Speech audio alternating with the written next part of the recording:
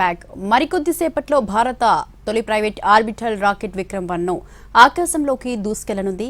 ఉదయం 11:30 శ్రీహరికోట నుంచి ప్రయోగించనుంది ఇస్రో. హైదరాబాద్కు చెందిన స్కైరూట్ ఏరోస్పేస్ సంస్థ ఈ రాకెట్ను డెవలప్ చేసింది.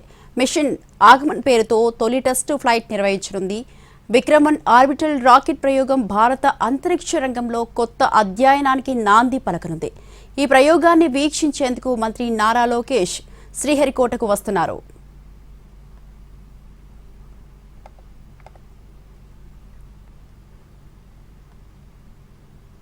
స్కైరూట్ కంపెనీ ప్రయోగంపై మరింత సమాచారం మా ప్రతినిధి వెంకట్ అందిస్తారు.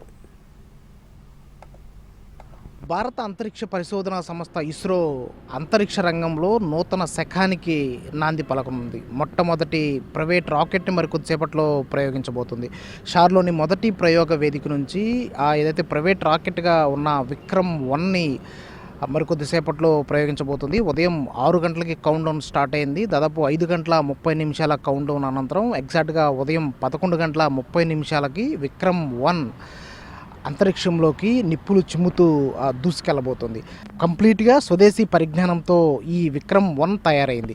ఏదైతే ఆ అంతరిక్ష పరిశోధనలకి పితామహుడుగా ఉన్న విక్రమ్ సారాభాయ్ పేరు మీద విక్రమ్-1ని నామకరణం చేశారు. ఇది దాదాపు 6 అంతస్తుల బిల్డింగ్ ఎంత ఎత్తుంటుందో అంత ఎత్తులో ఈ విక్రమ్-1 ఉండనుంది. అయితే దీనికి సంబంధించి మొత్తం దాదాపు 350 కిలోల బరువు కలిగిన 4 చిన్న ఉపగ్రహాలతో పాటు 2 చిన్న పెలోడ్లను విక్రమ్-1 మోసుకెళ్ళనుంది. దాదాపు 450 కిలోమీటర్ల దూరంలో ఉన్న లో ఎర్త్ ఆర్బిట్లోకి వీటిని పంపబోతుంది.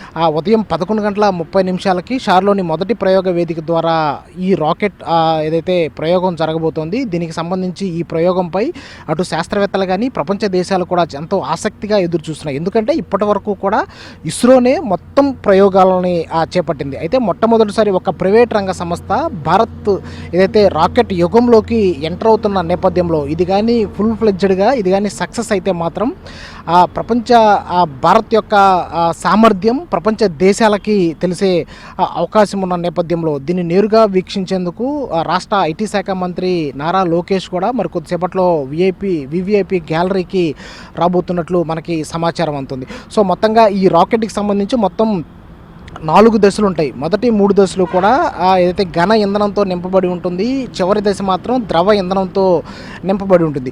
సో ఈ 4 దశల అనంతరం లో ఎర్త్ ఆర్బిట్లోకి ఈ 4 ఉపగ్రహాలతో పాటు ఏదైతే ఈ 2 పెలోడ్లు ఉన్నాయో వీటిని విక్రమ్-1 తీసుకెళ్లబోతున్నటువంటి పరిస్థితి ఇక్కడ కనిపిస్తుంది. ఇది ఇక్కడ తాజా పరిస్థితి. కెమెరామెన్ ప్రదీప్తో వెంకటనారాయణ, ఎన్టీవీ, శ్రీహరికోట నుంచి.